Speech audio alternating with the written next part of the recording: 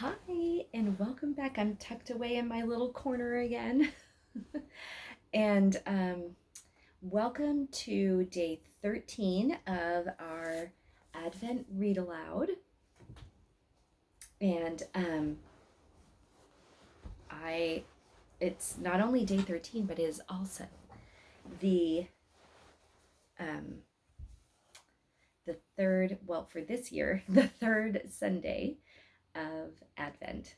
And the theme for the third Sunday of Advent is joy. And I don't know about you, but this book is bringing me so much joy. And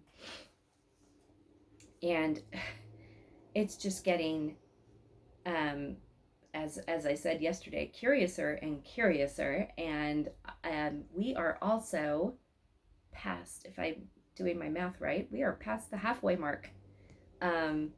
So we are more than halfway through Advent, and I just don't know how much crazier this story can get, but let's dig into day 13 and figure out what is going on here. So, when Joachim woke on the 13th of December, his mother and father were in his room already. Joachim knew they were just as curious as he was to see what was in the Advent calendar. "You get to open it, my lad," said Papa. Joachim sat up and fished out the folded piece of paper. The picture in the calendar showed a rainbow.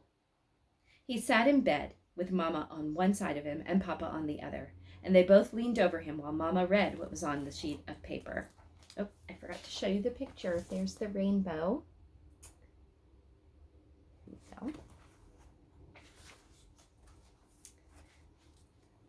the sixth sheep. A little procession was running down the steep mountains in the Alps from the St. Bernard Pass.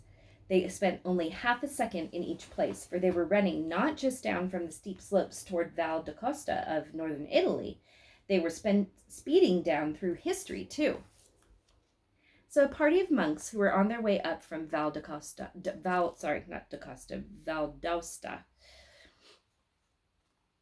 one day in June in the year 998, saw them only for a short moment, just as lightning sweeps across the sky, pouring out a flood of light over the landscape for a second or two. "Look!" exclaimed one of the monks. "What?" asked the other. "I thought I saw a strange procession on its way down through the valley. There were people and animals. Behind them all ran a little girl with an angel." The third monk agreed. "I saw them too. It was like a heavenly host." The monk who had seen nothing shook his head in disbelief. "Are you sure you can stand the thin air up here?" he asked. He said that because he had looked down at an azalea at the instant when the pilgrimage had passed. 4 years earlier, a party of merchants from Milan had seen the same as the monks. They had been a few kilometers further down in the valley. The godly throng stopped for a little while to enjoy the view over the beautiful Val d'Aosta. Ephriel pointed up at Mont Blanc and the sharp peak of the Matterhorn. Elizabeth was more interested in studying the Advent calendar she had been given by the governor of Syria. She pointed at opening number 12, where there was a picture of an Advent calendar exactly as the same one she had in her hand, turned to Quirinius and asked, "Can I open the doors in the tiny little calendar as well?" Quirinius shook his head. "Unfortunately not. That calendar is sealed with 7 seals. Dixie." "We are such wise men that we can reveal what is inside it all the same," said Caspar, the first wise man. "Something mysterious is written there, in tiny little letters." "Tell me then," said Elizabeth. "Behind the first door is written Elizabeth," Caspar began. "Behind the second is written Lisabeth, and behind the third, Isabeth. Then come Sabet, Abet, Bet, and Et. And that's the first 7 doors." "And what then?" said Elizabeth, with a broad smile. Balthazar, the second wise man, replied, "After that come Te, Teb, Teba, Tebas, Tebasi, te bacille, and te bacille. Then there are only 10 doors left. What's behind them? Elizabeth, Lizabeth, Isabet, Sabet, Abet, Bet, and Et. But then there are still 3 doors left, said Elizabeth. Caspar nodded solemnly. Behind door number 22 is written Roma. Behind door number 23 is written Amor. And behind door number 24, the name Jesus is written in very beautiful and artistic lettering. One letter is red, the second is orange, the third is yellow, the fourth blue, and the fifth violet. Altogether, that makes all the colors of the rainbow. Jesus was like a whole rainbow. Why?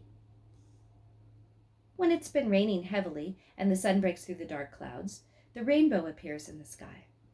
It's as if a little bit of Jesus is in the air, for Jesus was a rainbow between heaven and earth. Joshua lifted up his shepherd's crook and struck a stone with such force that it echoed all around the mountains. To Bethlehem, he said, to Bethlehem. And it was as if the mountains replied, Lehem, Lehem, Lehem. It didn't take long for them to reach the valley of the Po. That is the name of the fertile country that lies between the great river Po, which flows from the Italian Alps in the west to the Adriatic Sea in the east. Ephrael told them that they would be going the same way as the river. They traveled through the countryside until the river Po met another big river called the Ticino, near the trading city of Pavia. Ephrael told them that the angel watch showed 9:04 and that Pavia already had a university that was famous throughout Europe. Joshua was about to strike the ground with his shepherd's crook in order to say something Elizabeth was about to say, but Jacob, the shepherd, spoke first. He pointed down at a large raft that was lying by the riverbank and said, We'll borrow that. So the whole of the long procession of pilgrims lumped on board the raft. As they were about to push off from the bank, a man came running towards them with a sheep in his arms. Accept my sincere offering, he said. So 6 sheep had to be crammed together on the narrow raft. When they were out on the river, Quirinius said that Elizabeth could open the door number 13 in the Advent calendar. Behind it was a picture of a man carrying a sheep.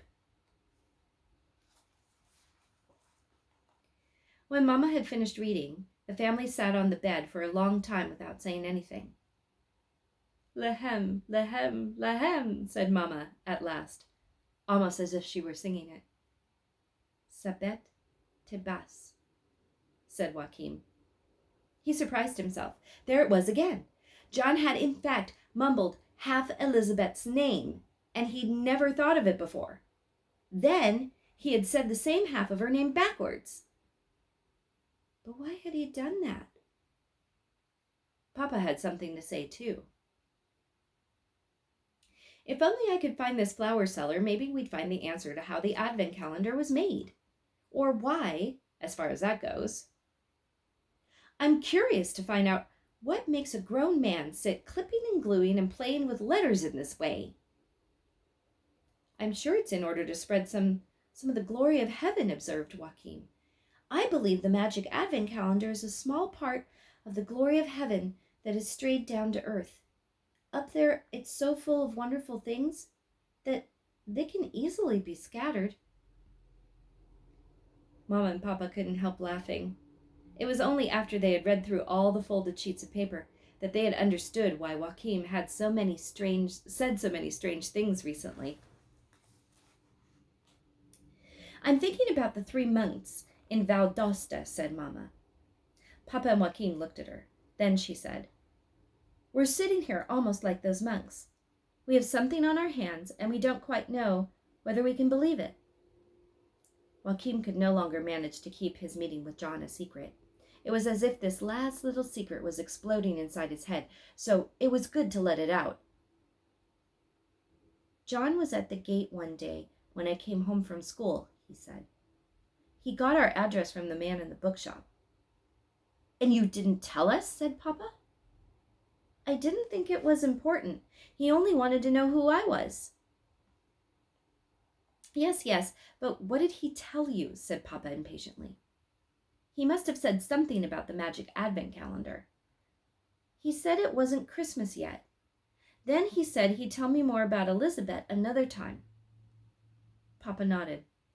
I'll drop by the market again today. I intend to meet this John, even if I have to lasso him.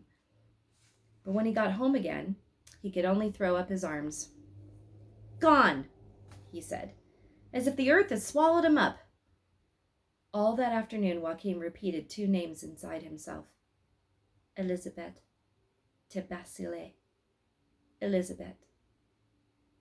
One name was like the reflection of the other. But when Joachim looked at himself in the mirror, he saw himself, even though the picture in the mirror was reversed. Could it all be a secret message that the two Elizabeths were one and the same person? But Tebasile sounded like a proper name too. Could there be someone called Tebasile as well? That evening, Joachim lay for a long time staring at the ceiling before he could relax. In the end, he had to get up and write something in his little notebook. It was something that he had seen inside his head. He wrote, Sabet tebas sebet, in a little square like this.